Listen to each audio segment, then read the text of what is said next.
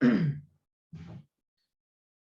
इसलिए अगर जड़ी बूटी ढूंढना है तो पूरे जंगल में ढूंढना मुश्किल है, या फिर औषधि ढूंढना है अगर पुणे जैसे या मुंबई जैसे सिटी में ढूंढना है तो डिफिकल्ट हो जाएगा। तो उसके लिए हमें क्या करना पड़ेगा, तो ये बताएंगे।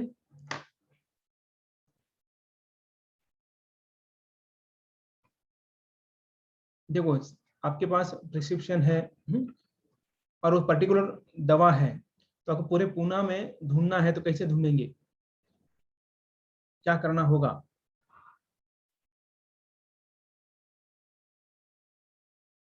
मेडिकल शॉप में जाना है, करेक्ट। लेकिन मेडिकल शॉप में जाने के बाद भी कभी कभी नहीं मिलता है ना, जाने के बाद भी नहीं मिलता है, फिर क्या करेंगे।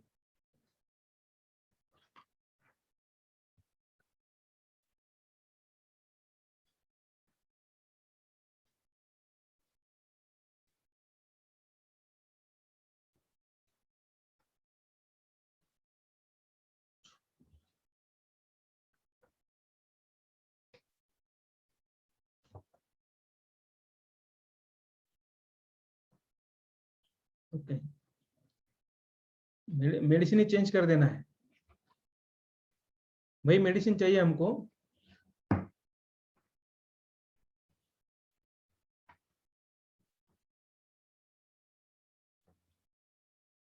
करेक्ट। तो हमें पूछना पड़ेगा, लेकिन किससे पूछेंगे हम। सही बताया, पूछना पड़ेगा, लेकिन हमें किससे पूछना है। हम्म, पूछना तो सही, उत्तर सही है, पूछना पड़ेगा, लेकिन किसे।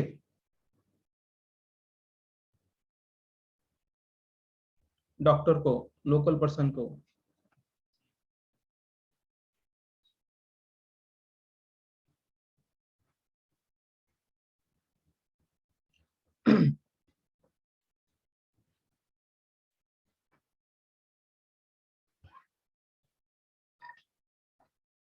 ओके। तो देखिए, जो जानकार है, स्पेशली डॉक्टर होते हैं, वैद्य होते हैं, तो उनको ही हमको पूछना है। तो केमिस्ट को भी पूछ सकते हैं, करेक्ट, जिसको जब पता है, या फिर डॉक्टर को पूछ सकते हैं कि कहाँ मिलेगा। केमिस्ट, जिनको जानकार व्यक्ति हैं, मतलब इसका अर्थ है कि जानकार व्यक्ति को हम पूछ सकते हैं। तो वैसे ही अगर ये ज्ञान अगर प्राप्त करना है, वेदों का ज्ञान, तो किसे पूछना चाहिए, जो प्रामाणिक गुरु है, उसे ही, उसके सहायता से जो है हमें इस ज्ञान का जो है क्या करना है, समझ लेना है। ज्ञान का मतलब हमें पूरे अपने जीवन में अप्लाई करने का प्रयास करना है, क्योंकि वेद जो है बहुत बड़े हैं।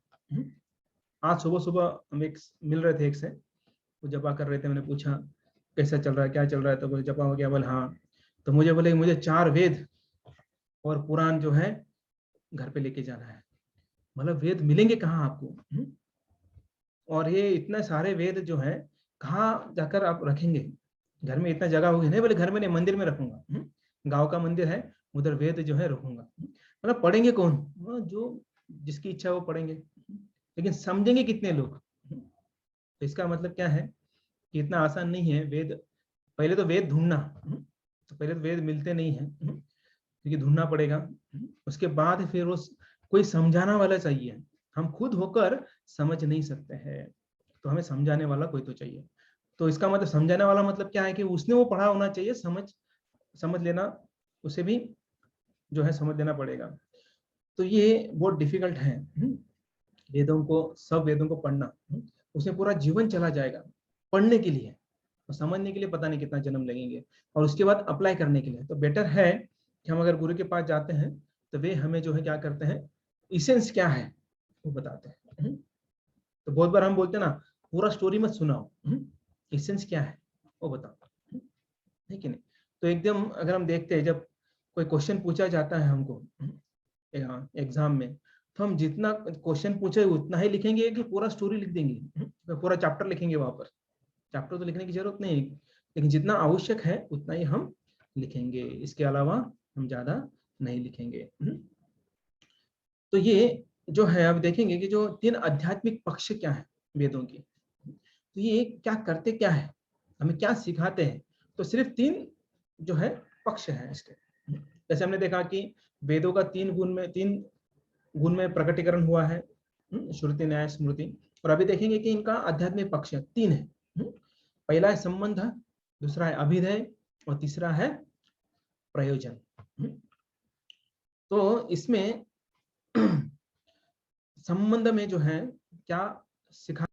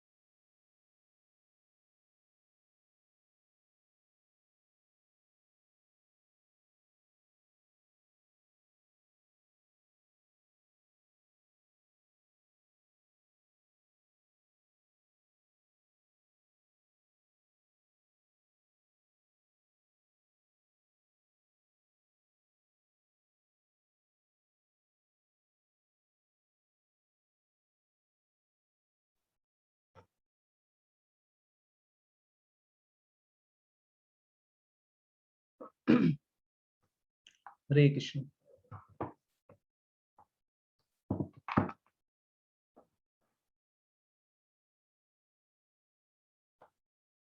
तो संबंध ज्ञान जो है, मैं कौन हूं, भगवान कौन है, भगवान के साथ मेरा संबंध क्या है।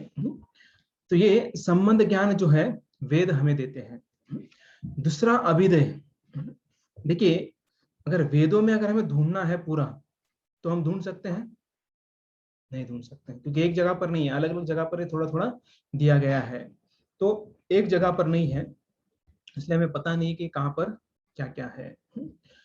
तो अभिधेय मतलब उत्थान की विधि, मतलब हमारी प्रगति कैसे करनी है, आध्यात्मिक जीवन में प्रगति कैसे करनी है, इसके बारे में बताया गया है। इसके साथ साथ भक्ति कैसे करनी है, और भक्तिमय सेवा ये कैसे करनी चाहिए। तो ये अभिधेय ज्ञान है। तीसरा है प्रयोजन। तो वेदों में ये भी चीज बताई जाती है कि हमारे जीवन का प्रयोजन क्या होना चाहिए, कंक्लूजन क्या होना चाहिए। तो जीवन का परम लक्ष्य क्या होना चाहिए, आपके जीवन का परम लक्ष्य क्या है।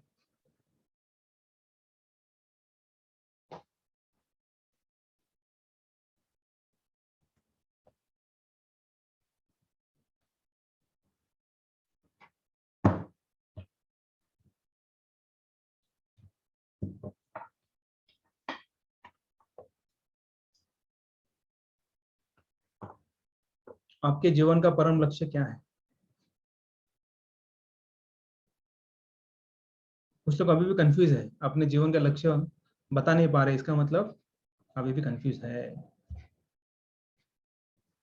मोक्ष प्राप्ति करना है, दुखों से मुक्ति करना है, लेना है, दुखों से मुक्ति, क्योंकि बहुत दुखी है हम इस भौतिक जगत में, इतने दुखी है कि हमें ऐसे मुक्ति चाहिए।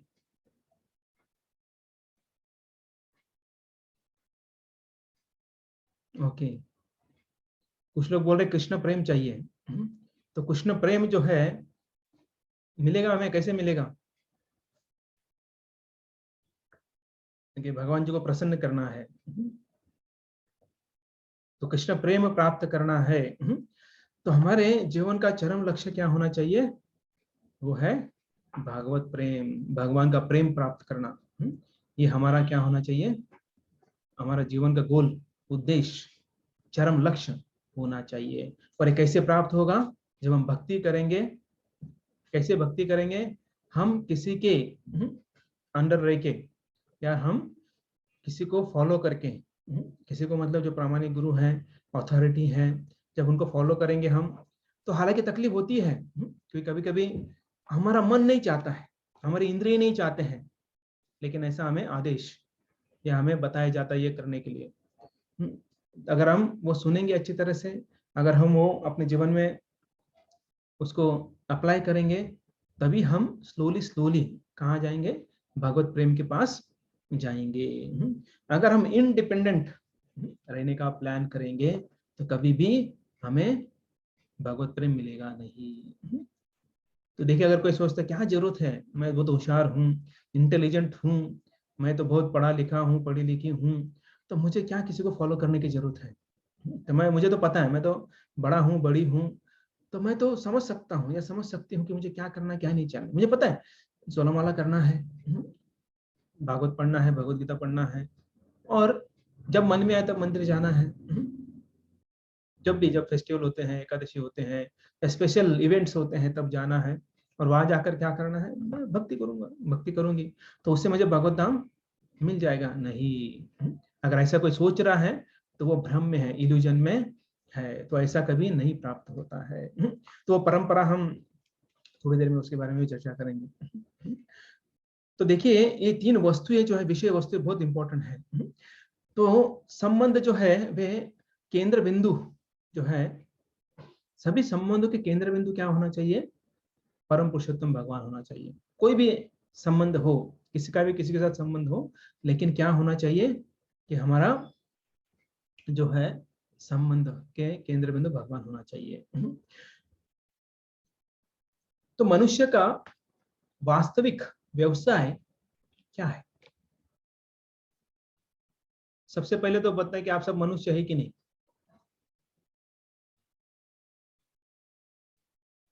हाँ, ओके है। आप सब मनुष्य है। सब ने, एक जन बोल रहे हैं, बाकी पता नहीं क्या बोल रहे हैं। ओके, कुछ लोग बोल रहे हैं यस हम मनुष्य है।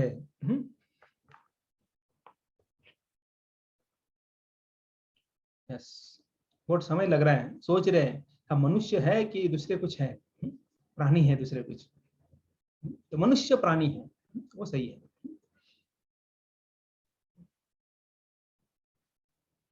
निसादेश, निसंदेह, ओके यस, ओके। हम सब मनुष्य है, तो हमारा वास्तविक व्यवसाय क्या है? ठीक है, अभी आपने बोला आप मनुष्य हैं, तो वास्तविक व्यवसाय जो है वो क्या है, बताइए।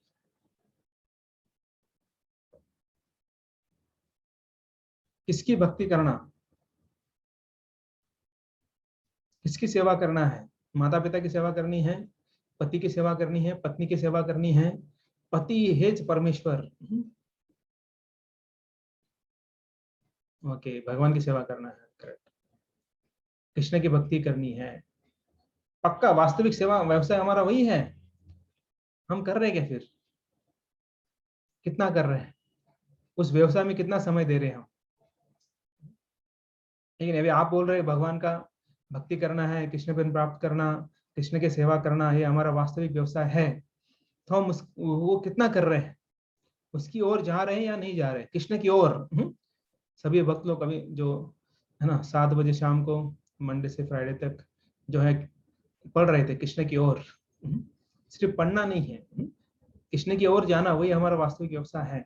तो उसके उस व्यवसाय के लिए हम कितना समय देते हैं, वो दिक्कत है ना। 3 घंटा देते हैं, सिर्फ 3 घंटा देते हैं, 24 घंटे में से 3 घंटा भगवान के लिए या हमारे वास्तविक व्यवसाय के लिए, बाकी 21 घंटा जो है हमारा भौतिक व्यवसाय के लिए हम देते हैं। तो अभी आगे जाकर क्या करना है हमको, स्लोली स्लोली स्लोली जो है क्या करना है, इस व्यवसाय का टाइम बढ़ाना है, व्यवसाय को बढ़ाना है। हरिदास ठाकुर जो है, पता है कितना घंटा करते थे?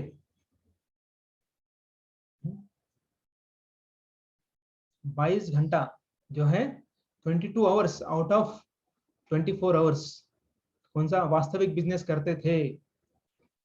तो वो कितना माला करते थे, 192 माला करते थे। तो देखिए 192 माला करने के लिए कितना घंटा लगता है, और उसके साथ साथ प्रचार भी करते थे। वो ऐसे नहीं बोलते थे समय नहीं है, आज ये प्रॉब्लम है, आज वो प्रॉब्लम है। तो ऐसा कभी उन्होंने बहाने नहीं दिए। तो वो 192 माला करने के साथ साथ उन्होंने क्या किया, प्रचार भी किया। तो वो वास्तविक हमारे सामने वो आचार्य हैं, कैसे हमें वास्तविक व्यवसाय करना है, ये नारद मुनि भी बताते हैं और हरिदास ठाकुर भी बताते हैं। नारद मुनि 24 आवर्स, आपने कभी देखा नारद मुनि सो रहे हैं? ऐसा कभी सुना है? नहीं सुना है। वो देखते हैं जहां पर उजाला हो गया वहां पर जाते हैं, वहां पर प्रचार करते हैं। अभी अगर देख रहे हैं अभी यहाँ पर शाम हो रहा है, भारत में भी शाम हो रही, रात हो रही है, तो बोलते चलो अमेरिका चले जाते हैं, वहां पे भी सुबह हो रही है, वहां के लोगों को प्रचार करते हैं। तो ऐसे जो है, जो आचार्य होते हैं, शुद्ध भक्त होते हैं, जो पक्का बिजनेसमैन होते हैं, जैसे प्रभुपाद बोलते हैं Krishna consciousness is our family business. तो कृष्ण भक्ति करना ये हमारा फैमिली बिजनेस है। फैमिली बिजनेस, आप देखिए कोई मारवाड़ी जो होता है, उनका दुकान होता है, दुकान, मारवाड़ी लोगों का दुकान अगर देखते हैं तो आप देखते कौन कौन दिखते हैं वहां पर? वो व्यक्ति दिखता है, उसकी पत्नी दिखती है, बच्चे दिखते हैं, सब पूरा फैमिली दिखता है कि नहीं? तो इसलिए जैसे प्रभुपाद बोलते, जैसे ये कृष्णा कॉन्शियसनेस जो है हमारा फैमिली बिजनेस है। तो हमें अकेले नहीं करना है ये बिजनेस, इसके साथ साथ करना है, पूरी फैमिली को लेकर करना है। तो ये जो है व्यवसाय हमें सबको करना है। तो कितने लोग रेडी हैं फैमिली के साथ ये व्यवसाय करने के लिए? ओके। हाँ, अभी जिनका वीडियो ऑन है उनको मैं देख रहा हूँ, उनका हाथ ऊपर है, जिनका वीडियो ऑफ है उनका, उनको कैसे देखेंगे? है कि नहीं? तो देखिए आप ना प्रॉमिस किए हैं आज अभी, रिकॉर्डेड है, पूरा रिकॉर्ड हो जाएगा इसमें, कि आपने हाथ ऊपर किया है, हाँ बोला है। तो देखिए, तो इसको भी आपको क्या करना है, इसको आपको अभी अप्लाई करना है। तो उनको भी भक्त बनाने का प्रयास करना है, जबरदस्ती नहीं करना है, प्रयास करना है, प्रेरणा देनी है। और अंत में भगवत प्रेम ही जीवन का परम लक्ष्य होना चाहिए। तो ये तीन जो पक्ष है, आध्यात्मिक पक्ष, वेदों के संबंध ज्ञान, अभिदय ज्ञान और प्रयोजन, तो ये जो है सिखाते हैं। तो देखिए तीन चीजें समझने के लिए पूरा वेद पढ़ना पड़ता है, और उसमें भी कभी मिस हो गया, माइंड से चला गया, क्योंकि हमारी बुद्धि बहुत शार्प है ना, कुछ पता ही नहीं चलता है, भूल जाते हैं हम लोग। तो ये भूल गए तो कैसे होगा? नहीं होगा। तो इसलिए हमें जो आचार्य है, प्रामाणिक गुरु है, उनसे हमें सुनना चाहिए और अप्लाई करना चाहिए। तो इंडिपेंडेंट होने का कभी विचार मत कीजिए। अगर ऐसा करेंगे तो भगवान आपको इंडिपेंडेंट छोड़ देंगे। भगवान फिर मदद नहीं करेंगे। भगवान बोलेंगे हाँ चलो इंडिपेंडेंट रहना ना, रहो। तो उसके कारण तो हम यहाँ पर आए, भौतिक जगत में आए हैं। उधर भगवत धाम में तो भगवान ने बोला अरे तुम मेरे साथ एंजॉय करो, मेरे आनंद में आनंद लो। लेकिन बोले नहीं, मेरा आनंद मुझे ही भोगना है। तो भगवान बोलते ठीक है जाओ, भगवत धाम छोड़कर भौतिक धाम में चले जाओ और आप इंडिपेंडेंट रहकर मौज मजा करो। तो अभी हम यहाँ पर मौज मजा कर रहे हैं, थोड़ा सा कर रहे हैं, लेकिन दुख ज्यादा भोग रहे हैं। इसलिए क्या करना, हट मत कीजिए। इंडिपेंडेंट होने के लिए हमें डिपेंडेंट होना चाहिए। तो अभी हम देखेंगे नेक्स्ट वेदों का उद्गम। तो ये वेदों का उद्गम करने की भगवान को क्या आवश्यकता पड़ी? ये बहुत बड़ा क्वेश्चन हो सकता है ना, है कि नहीं? क्योंकि हम भी भगवान के अंश है, नहीं इतना सारा ब्रह्मांड का ज्ञान हमारे पास है, लेकिन एटलीस्ट भगवान हमें थोड़ा तो, उनके अंश होने के कारण थोड़ा तो ज्ञान दे सकते हैं, थोड़ा तो मेमोरी दे सकते हैं। भगवान ने दिया था, लेकिन स्लोली स्लोली हम अपने मेमोरीज को, जो मेमोरी को क्या कर रहे हैं, लॉस कर रहे हैं। तो ये मेमोरी जो है कितनी शार्प है हमारी। तो बताइए आज तक आप में से ऐसा कोई है जिसने पासवर्ड रीसेट नहीं किया है? जो आपका पासवर्ड है, मोबाइल का है, लैपटॉप का है, फेसबुक का है, ट्विटर का है, इंस्टाग्राम का है, व्हाट्सएप का जो पासवर्ड है, ऐसा कोई है आप में जिसने रीसेट नहीं किया है?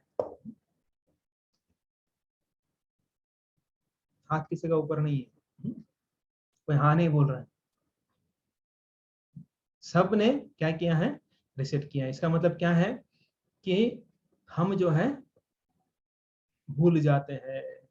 सोचिए डेली इस्तेमाल करते हैं हम लोग, है ना, कभी थोड़ा बहुत इधर उधर हो गया तो भूल जाते हैं। जैसे गूगल का होता है, हम है ना ईमेल आईडी बनाते हैं, उसका कभी जो पासवर्ड भूल जाते हैं। तो ये तो पासवर्ड की बात है। कल आपने क्या खाया सुबह, वो भी याद नहीं रहता है।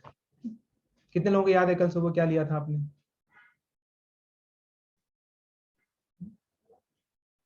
किसको याद है कल सुबह आपने क्या खाया था, कितना खाया था, कब खाया था, कितना क्वांटिटी लिया था? एक वाटी, दो वाटी की पूरा प्लेट भरकर? कितना मुश्किल है ये सब। चलो कोई हाथ ऊपर किए हैं, चलो, तो बहुत कम लोग हैं जिनको ये याद रहता है। तो आप बोले ये क्यों पूछ रहे सब कुछ, ये बहुत इंपॉर्टेंट है, क्यों पूछ रहे, उसका कारण जो है ये है। तो भगवान विष्णु जो है ये साहित्यिक अवतार उनके जो है विष्णु के, जैसा कल किसी को जो है प्रश्न आया था कि विष्णु से कृष्ण आते हैं, तो यहाँ पर क्या लिखा है, भगवान विष्णु के साहित्यिक अवतार वो कौन है, व्यासदेव, चलो व्यासदेव है, उन्होंने जो है ये सब लिखे है। तो कलयुग में अविद्या से अपनी रक्षा करना चाहते थे, तो हम अविद्या ज्यादा लेने वाले थे, तो उसकी रक्षा करने के लिए जो है उन्होंने ये सब उपनिषद जो है, वेदांत सूत्र है, महाभारत है, उसके जो पुराण है अलग अलग प्रकार के, उसका महापुराण है, और इसके साथ साथ 17 पुराण जो है वो सब लिखे हैं। तो श्रीमद् भागवत के 6वें जो स्कंद है, 8वें अध्याय के जो है 19वें श्लोक में इसका वर्णन आता है। अगर किसी को रेफरेंस चाहिए तो उसमें वो देख सकते हैं। तो मेनली क्या है कि हम भूल जाने वाले हैं। दूसरी बात है कि हम अविद्या से दूर रहे, इसलिए सबका उन्होंने रचना की। तो ये रचना कैसे की, तो जब अब ध्यान से सुनिए। तो बहुत लोग ऐसा ये रहेगा ना क्वेश्चन, कहाँ से आया, कैसे आया, किसने बताया, किसको बताया। तो कृष्ण द्वारा ब्रह्मा को ये वैदिक ज्ञान पहली बार प्रकट किया गया। कुछ ऐसा नहीं उनको बिठाया, बोले बैठो अभी क्लास लूंगा मैं, ब्लैक बोर्ड देखो, ब्लैक बोर्ड के ऊपर मैं लिखूंगा, तो वो क्या करना है, याद करना है, घर जाकर जो है याद करते रहना है, होमवर्क करना है, ऐसा कुछ नहीं बोला। उनकी क्लास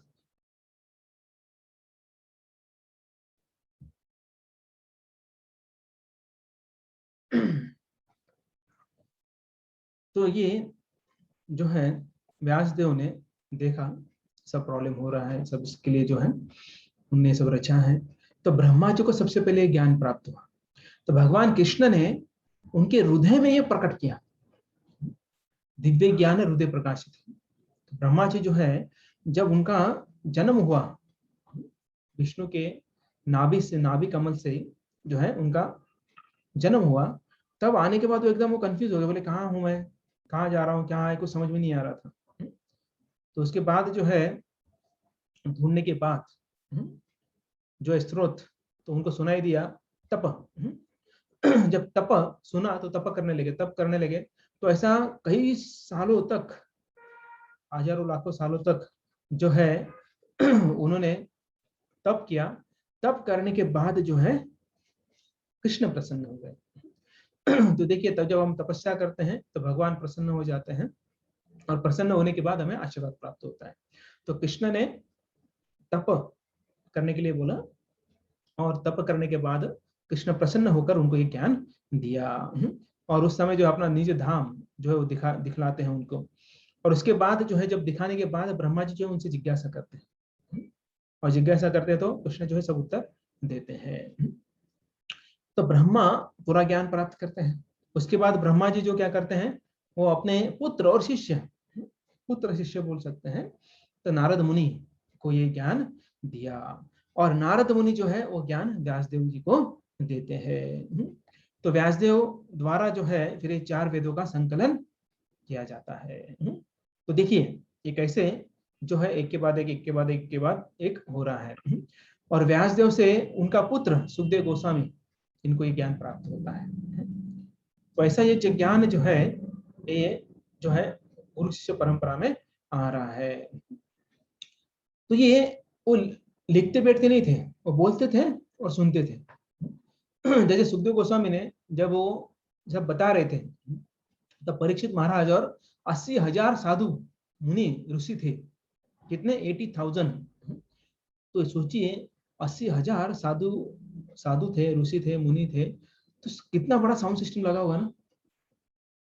तो उस समय कौन सा सिस्टम लगाया था वहां पर, कौन सा साउंड सिस्टम लगाया था शुकताल में, कोई साउंड सिस्टम नहीं था। और सभी मुनि जो है वो ऐसे एकदम चिपक चिपक के नहीं बैठे थे, बोले मुझे सुनाई नहीं देगा, सुनाई नहीं देगा, थोड़ा अरे आगे सर को थोड़ा थोड़ा जगह बनाओ, ऐसा कुछ नहीं था। सब लोग आप अपने पेड़ के नीचे बैठे थे, अलग अलग दूर दूर जगह पर बैठे थे। जब हम गए थे तो देखा कैसे जो ऋषि मुनि अलग अलग जगह पर, देवला असित, व्यास जो है, अलग अलग जो नारद मुनि जो है, बहुत सारे ऋषि जो है आप अपने जगह पर बैठ के सुन रहे थे। और वहां पर सुखदेव गोस्वामी गला फाड़ फाड़ कर नहीं चिल्ला रहे थे, वो नॉर्मली बोल रहे थे और सबको सुनाई दे रहा था। और बीच बीच में ऋषि मुनि जो है, शौनकादि ऋषि जो है, वो प्रश्न भी पूछ रहे थे। इसका मतलब क्या है, उनको सुनाई दे रहा था, समझ रहा था, जो समझ में नहीं आया वो क्वेश्चन पूछते थे। तो उस समय नोट्स लेकर, जैसे आप बैठे, वो कुछ कुछ वक्त बैठे हैं नोटबुक पेन लेकर, तो वैसा कोई भी ऋषि मुनि नोटबुक पेन लेकर बैठा नहीं था। सब सुन रहे थे। तो ये सुन रहे थे सभी लोग। और वहां पर जो है, अभी आप बोलेंगे फिर ये लिखा किसने, ये सवाल तो आ सकता है ना। अगर ये लोग सुनने मात्र से ध्यान में रख सकते हैं तो लिखा किसने। तो फिर तब जो है व्यास देव ने जो है ना, उन्होंने किनको बोला था, किनको रिक्वेस्ट किया था, किसको याद है, किसको रिक्वेस्ट किया था, भाई आप लिखेंगे क्या।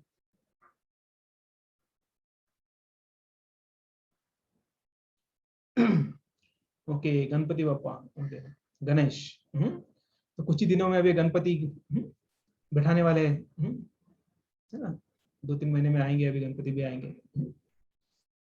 तो गणपति जी जो है, उनको रिक्वेस्ट किया गया, क्या क्या आप लिखेंगे क्या। और उनको क्या बोला गया कि बोले आपको नॉन स्टॉप लिखना है। तो गणपति क्या बोले कि आपको भी नॉन स्टॉप बताना है। तो कंडीशन हुई, हम देखेंगे जब गणेश चतुर्थी तब उनके बारे में ज्यादा डिटेल चर्चा करेंगे।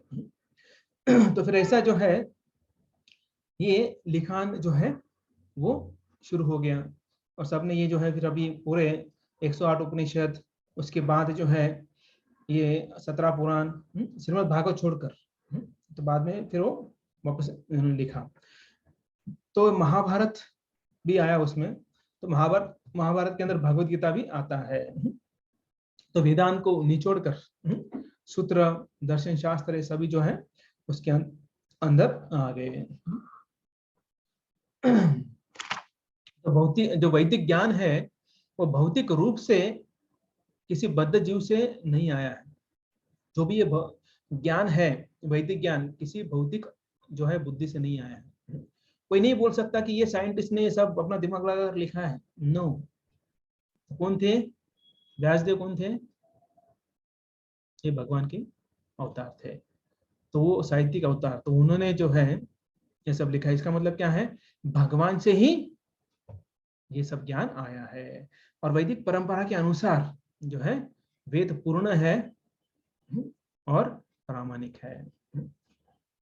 तो वे व्याख्या के लिए किसी पर आश्रित नहीं रहते, किसी प्रकार आश्रित नहीं थे। तो इसकी पुष्टि जो है भगवत गीता में होती है।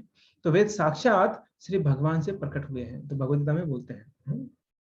तो ये हम देखते कैसे सब भगवान से आया हुआ है। तो बीच में किसी भौतिक बुद्धि या भौतिक जीव क्या किसका भी इसमें इन्वॉल्वमेंट नहीं है। तो अब ये देखेंगे कि कैसे ये वेद को कि जो अभिलिखित, किसने अभिलिखित किया है। तो हमने देखा कैसे ये क्या जरूरत पड़ी उनको लिखने के लिए। तो इसका ये यहाँ पर वर्णन आता है कि हम देखते हैं कि हमारा जो बुद्धि है, तो बुद्धि जो है वो लगा लगा कर हम जो है पढ़ते हैं। तो आप में से कितने लोग एक बार सुनने के बाद या पढ़ने के बाद पूरा याद रहता है, एक बार पढ़ने के बाद? कोई नहीं है। 2 बार, मैंने 2 बार पढ़ा, याद रह गया, 2 बार सुना, याद रह गया। नहीं है। ओके। तो इसका मतलब क्या है कि हमें ज्यादा समय लगता है। ओके। 2 बार पढ़ने से उसे याद रहता है। ओके। तो चलो, एक जन है जिसे 2 बार पढ़ने से याद रह जाता है, बहुत बड़ी बात है। तो उन्हें द्विपाठी बोलते हैं। द्विपाठी मतलब ये 2 बार जिसने सुन लिया, पढ़ लिया, उसको याद रहता है। एक पाठी मतलब जिसने 1 बार पढ़ा, 1 बार सुना, उसको याद रहता है। त्रिपाठी, त्रिपाठी मतलब 3 बार। चौपाठी मतलब 4 बार। चतुर्वेदी, त्रिवेदी, है ना, द्विवेदी ऐसे रहते हैं ना। जिनको 4 वेद पता है, द्विवेदी मतलब इनको 2 वेद पता है। ये सब हम देखते हैं, है ना, यूपी में, काशी में, या अलग अलग जगह पर हम देखते हैं कि लोग ऐसे लोग रहते हैं। आजकल पता नहीं ये लोग नाम के लिए है, लेकिन बाकी कितने वेद पता है कि नहीं वो पता नहीं है। तो ये देखिए, सुखदेव गोस्वामी ने किससे सीखा? अपने पिता व्यासदेव से श्रीमद् भागवत के 18,000 श्लोक सुने, सिर्फ एक बार सुना और पूरी की पूरी याद रह गया। तो नेक्स्ट टाइम उन्होंने सुखदेव गोस्वामी ने किसको बताया?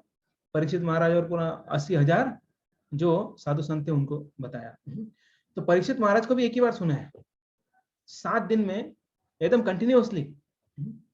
जैसे हम 1 घंटा बैठते हैं 5 से 6, तो क्या होता है बीच बीच में थोड़ा कंटाला आ जाता है, इधर देखते हैं उधर देखते हैं, थोड़ा पानी पी लेते हैं, थोड़ा है ना, पेट ऐसा हो जाता है वैसा हो जाता है।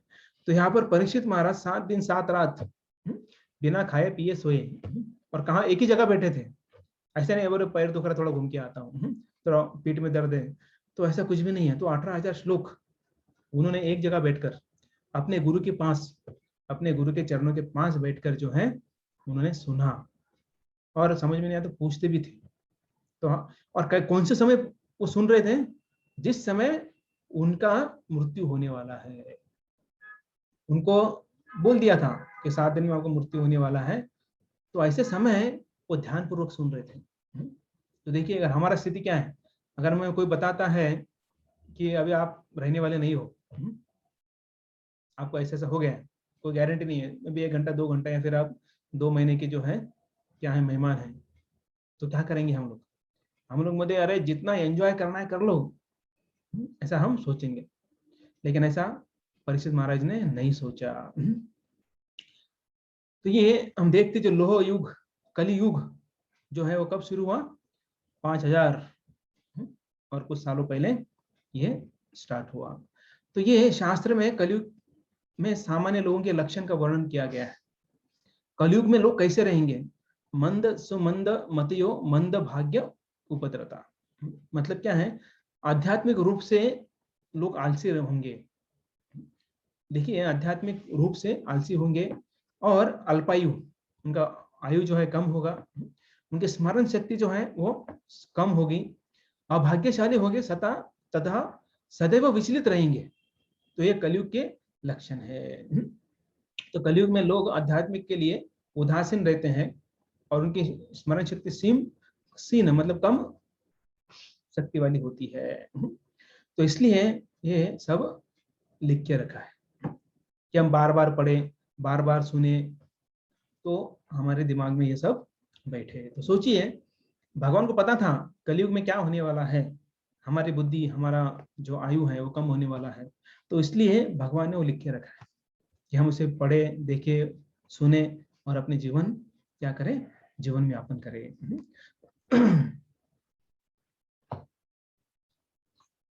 तो अभी हम देखेंगे कि वेद जो है मानव जाति के लिए क्या करते हैं, मतलब मानव जाति के लिए क्या फायदा है उसका। तो देखिए आप जो है घर में वॉशिंग मशीन लेके आते हैं, है ना? इसके बाद अगर कोई गाड़ी लेता है, 2 व्हीलर 4 व्हीलर लेते हैं, तो अगर कोई नया व्यक्ति है, उसको कोई पता नहीं है वॉशिंग मशीन कैसे चलाते हैं, क्या चलाते हैं, तो वो क्या करेगा? या फिर ऐसा मतलब वो क्या करेगा ऐसा? और बार बार तो व्यक्ति नहीं आएगा डेमो देने के लिए, तो क्या होता है? एक बुक मैनुअल आता है ना?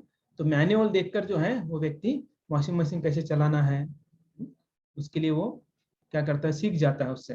इवन अगर कोई मोटरसाइकिल लेता है, उसके साथ भी एक जो है पुस्तिका आती है, गाइड जो है वो आ जाता है। तो उसके अंदर वो निर्देश पुस्तिका जो है वो पढ़कर वो करता है। अगर कोई पढ़ता नहीं है और बाइक चलाने लगता है तो क्या होगा?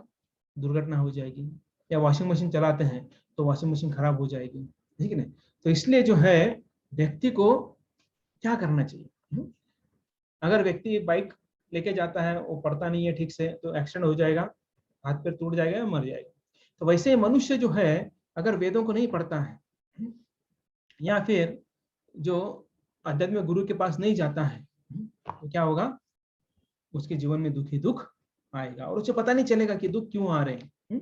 तो दुख क्यों आ रही है पता नहीं चलेगा उसे। इसलिए बहुत इंपॉर्टेंट है कि जो वेद या फिर वेदों का सारांश है वो प्रामाणिक गुरु के द्वारा उसे पढ़ना चाहिए, सुनना चाहिए, सीखना चाहिए। तो ये समझ गया कि वेद जो है मानव जाति के लिए एक निर्देश पुस्तिका है।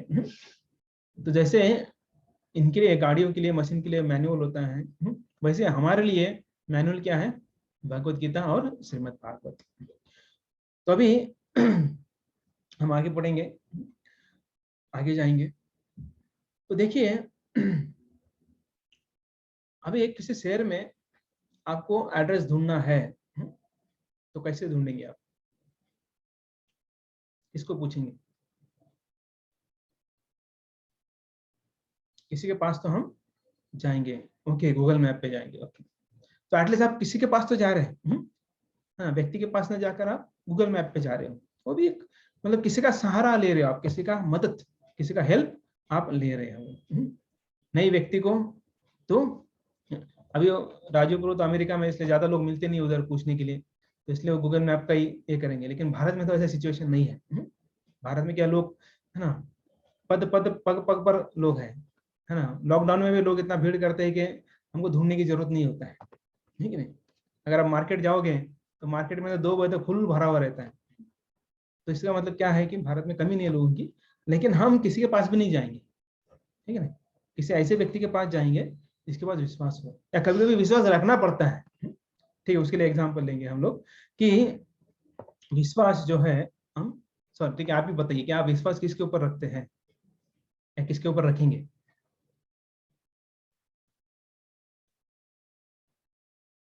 आप किसके ऊपर विश्वास रखते हैं या किसके ऊपर विश्वास रखेंगे?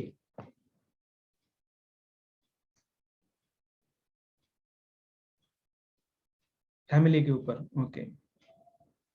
चलो अच्छी बात है, विश्वास होना चाहिए एक दूसरे के ऊपर। गुरु, फैमिली, भक्त, ओके ओके, जो हमें अच्छा पता है, ओके।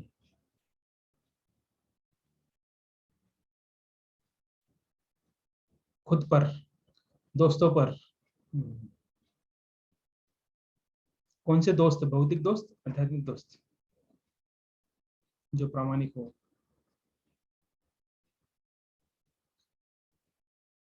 कभी कभी हमारे हाथ में ऐसा कुछ नहीं होता है, विश्वास रखने के अलावा दूसरा ऑप्शन नहीं होता है, करेक्ट। जैसे आप कटिंग करने जाते हो, सेविंग दाढ़ी करने जाते हो, सलून में जाते हो, उनके बाद वस्तारा होता है, कुछ भी कर सकते हैं आपका वो, सेविंग करते करते थोड़ा सा नीचे कट कर दिया, बोले सेविंग करने गए तो वापस आए ही नहीं, लेकिन विश्वास तो रखना पड़ेगा ना, ठीक है। दूसरा बस ड्राइवर या ट्रेन ड्राइवर, या पायलट होता है, उसके ऊपर विश्वास रखना ही पड़ेगा। अब बाबू बाप ऐसे नहीं बोला, अरे विश्वास नहीं है मुझे, अभी मैं कैसे जाऊं ट्रेन के अंदर, कोई ऑप्शन नहीं है, ट्रेन के अंदर जाना है। वो आप गाड़ी, आप देखो, कभी देखिए 24 घंटे का अगर ट्रैवलिंग है, आप रात को सो जाते हो, आप सोचते हो क्या कल सुबह कहाँ, हमको पता है कि हम उधर ही पहुंचेंगे, लेकिन अगर गलती से या फिर जानबूझकर अगर ड्राइवर कहीं और जगह लेके जाता है तो, लेकिन ऐसा कभी हम सोचते नहीं है। कभी कभी होता है, बोले हमें पहुंचना है, दिल्ली पहुंचना है, और वो इधर आगरा में अटकी हुई है सुबह तक, हाँ वो लेट हो जाती है गाड़ी, ठीक है, लेकिन वो ड्राइवर उसी रास्ते पे होता है। तो रेलगाड़ी का टिकट खरीदते हैं हम लोग, लेकिन गाड़ी में बैठने के बाद हमको विश्वास रखना ही रखना है, कोई ऑप्शन नहीं है। तो हमें अगर किसी का पता ढूंढना है तो गूगल मैप बोला जैसे, वैसे हमें एक उचित अधिकारी के पास जाना है, अन्यथा हम भटक जाएंगे।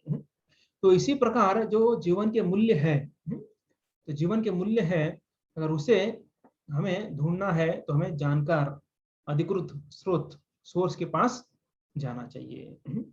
अगर हम बीमार है, तो बीमार होने के बाद हम कहाँ जाते हैं? डॉक्टर के पास जाते हैं। हाँ, अब कुछ चीजें हमको पता है तो हम घर पे कर सकते हैं, लेकिन कुछ चीजें जो पता नहीं है, एक्सरे निकालना है तो घर पे एक्सरे निकाल सकते हैं क्या हम?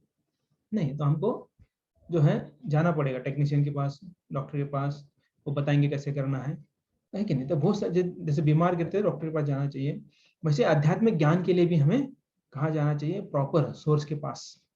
देखिए हर चीज के लिए हम अलग अलग लोगों के पास जाते हैं, हम तो अगर खेलना है हमें, फॉर एग्जाम्पल हमें क्रिकेट खेलना है तो कोच के पास जाते हैं, उसका भी गुरु होता है। तो वैसे ही अगर शास्त्र को हमें अगर प्राप्त करना है, हमें अगर उसे सीखना है तो हमें प्रामाणिक गुरु के पास जाना चाहिए। और वो स्रोत या सोर्स, अधिकृत सोर्स कैसे होना चाहिए? अचूक होना चाहिए, मतलब परफेक्ट होना चाहिए। और वो जो है क्या होना चाहिए, परंपरा में होना चाहिए। अच्छा, खुद का ना, सेल्फ मेड नहीं होना चाहिए। आजकल होते हैं ना, कुछ कुछ नया कुछ निकालते हैं, बोलते हैं कि मैंने बनाया, तो पेटेंट ले लेते हैं। तो ऐसा नहीं होना चाहिए। खुद का फिलोसॉफी नहीं होना चाहिए। माई वे इज हाईवे। तो हाईवे पे क्या होता है, ज्यादा एक्सीडेंट हो जाता है, ठीक है ना। तो इसलिए अपना वे नहीं, जो बताया गया है उसी मार्ग पर चलना है। कभी कभी दिक्कत हो सकता है। हमने देखे कितने आचार्य हैं, इसलिए प्रभुपाद का उदाहरण दिया जाए, तो उनके गुरु ने उनको बोला, क्या बोला, अंग्रेजी भाषा में प्रचार करो। तो शिला प्रभुपाद 70 साल के थे, कुछ नहीं थे उनके पास, सिर्फ 40 रुपए थे। 40 रुपए लेकर वो अमेरिका गए। 70 साल के वयस्क का, वयोवृद्ध। आप में से कितने लोग हैं 70 साल के, कोई है यहाँ पर 70 साल के? देखिए, 70 साल की यहाँ पर कोई नहीं है। तो वो जो 70 साल के, ठीक है, आजकल 50+ यहाँ पे है, कुछ वक्त है 50+ है, तो उनको पता है कि शरीर कितना साथ देता है, कितना तकलीफ देता है। तो 70 साल में कितना तकलीफ देगा। तो वो शरीर, ऐसा तकलीफ देने वाला शरीर लेकर शिला प्रभुपाद अमेरिका गए। और जहां पर हम देखते हैं कैसे हैं कि कंप्लीटली अपोजिट है एटमॉस्फेयर वहां पर, ठीक है नहीं। जैसे यहाँ पर सुबह है तो वहां पर रात हो जाती है, तो जेट लैग बोलते हैं ना। तो वो इतना सब कुछ सहन करने के बाद प्रभुपाद ने क्या किया, अपने गुरु का वचन, गुरु की आज्ञा का पालन किया। बहुत तकलीफ हुआ, उनके ऊपर जानलेवा हमला भी हुआ, लेकिन प्रभुपाद पीछे हटे नहीं। क्यों? क्योंकि अब उनके गुरु का आदेश था। तो देखिए, जितना हम गुरु का आदेश पालन करेंगे उतना ही हम प्रगति करेंगे। इसलिए इंडिपेंडेंट होने से कुछ लाभ नहीं होगा। जितना हम डिपेंडेंट रहेंगे, देखिए ना, अब आप स्कूल कॉलेज भी जाते हैं तो टीचर के ऊपर डिपेंड रहते हैं कि नहीं रहते। हाँ, अभी आप कुछ कुछ हैं, मुझे ठीक है, उनको क्या, हमें उनके ऊपर क्या डिपेंड रहना है। हम तो खुद बुक्स ला के पढ़ सकते हैं और रट्टा मार कर जो है क्या कर सकते हैं, लिख सकते हैं। लेकिन अगर कुछ क्वेश्चन आए तो वो बुक बताएगा क्या? समझ में नहीं आया तो बुक तो नहीं बताएगा, बुक रहेगा, आप उसको परचेस करके लेके आए, लेकिन वो बुक हमारा प्रश्न सॉल्व नहीं करेगा। रट्टा मारेंगे, एज इट इज हम करेंगे, लेकिन वो क्या है क्या नहीं है। जैसे हार्ट का डायग्राम है, मेडिकल साइंस के लिए हार्ट का डायग्राम है, उसे पता है लेफ्ट हार्ट राइट हार्ट जो भी कैसे पंप होता है सब बताया है, ठीक है नहीं। लेकिन आपको क्वेश्चन आ गया उसमें कुछ, तो बुक को पूछेंगे तो बुक बताएगा आपको नहीं। तो वहां पर आपको गुरु की आवश्यकता ही होती है। तो ये जो विज्ञान है, वैदिक ज्ञान में सब विषय का सत्य दिया गया है। तो आधुनिक विज्ञान इस कसौटी पर खरा उतरता नहीं है। आधुनिक विज्ञान बोलते हैं ये है, करेंगे वो करेंगे, लेकिन हर समय वो कुछ ना कुछ बदलते रहते हैं। कुछ लेके आते हैं, फिर दूसरा कोई आता है उसके अंदर चेंज करते हैं और फिर नया कुछ आ जाता है। जैसे मेंडलेव थ्योरी है, मेंडलेव थ्योरी 1 2 3, तो ऐसे चलते रहता है। तो ये हम देखते कैसे ये अलग अलग जो वैज्ञानिक लोग हैं प्रयास करते हैं, लेकिन हर बार वो क्या करते हैं, चेंज। जैसे हबल कांस्टेंट होता है, तो चेंज बाद में हबल वेरिएबल हो गया है ना। अगर साइंस में अगर देखेंगे हम लोग ये सब चीजें, तो शब्द प्रमाण से हम जो है प्रामाणिक वैदिक आचार्य श्रवण पर जो है आधारित होता है। जो शब्द प्रमाण अगर वो सुनेंगे हम, तो हमें प्रॉपर ज्ञान प्राप्त होगा जो परंपरा से आ रहा है। और सत्य को इधर उधर ढूंढने की जरूरत नहीं है। सत्य को जो है संशोधित नहीं किया जा सकता, क्योंकि वो सत्य है। अगर कोई बोलता है कि सूरज पूर्व से उगता है, तो मैं ढूंढ के निकाला हूं, तो संशोधित करने की जरूरत है इसे? नहीं, बाय डिफॉल्ट जो सूरज है वो पूर्व से ही क्या करता है, उगता है। तो वैदिक ज्ञान मतलब जो है वो पत्थर की लकीर होती है। लेकिन जो आधुनिक वैज्ञानिक लोग जो हैं ऐसे आविष्कारों के अनुरूप वेदों में कभी भी संशोधन नहीं कर सकते, क्योंकि ऑलरेडी जो इसके अंदर दिया है वही जो है सत्य है। और बहुत सारे चीजें जो है हम देखेंगे अभी कैसे वो सब दिए गए हैं।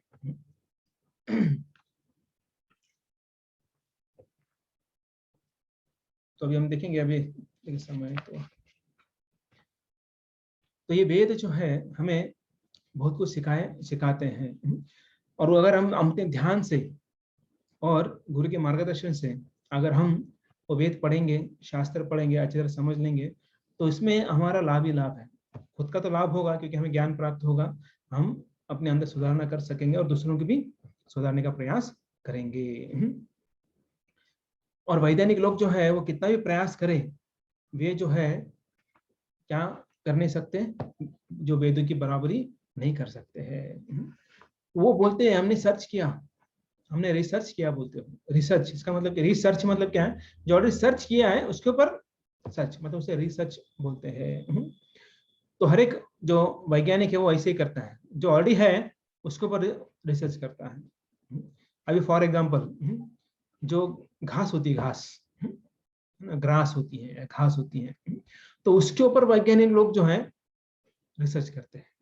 बोले घास जो है इसकी हाइट इतनी क्यों है, उसकी साइज इतना ही क्यों है, वो कितना उगता है, कब बेंड होता है।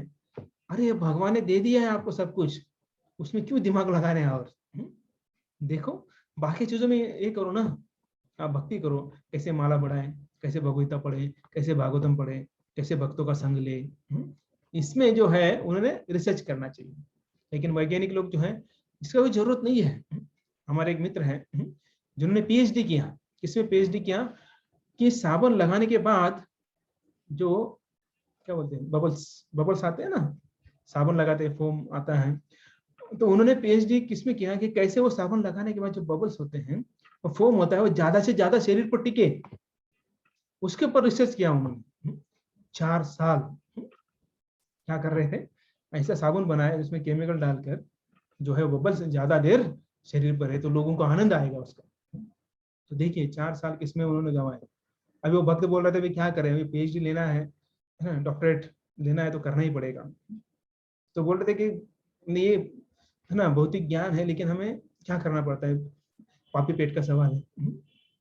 मतलब पेट के लिए कुछ करना पड़ता है। अभी आप यहाँ पर बहुत सारे सॉफ्टवेयर इंजीनियर्स हैं, प्रोग्रामिंग डेवलपिंग करते हैं, किस किस चीज का करते हैं आपको पता ही है ना। तो उसका आपको ज्ञान क्या है, उसका लाभ क्या है, हार्डली कुछ लाभ होगा। अगर वो आप जो प्रोग्रामिंग अगर भक्ति के लिए या फिर सेवा में लगाते तो उसका कुछ लाभ होगा। अगर उसका आप सिर्फ बना कर दे रहे हो और वो लोग कर रहे हैं, इसमें ऐसे भी बहुत सारे जो प्रोग्रामिंग होते हैं जिसका हमें कुछ लाभ नहीं होता है।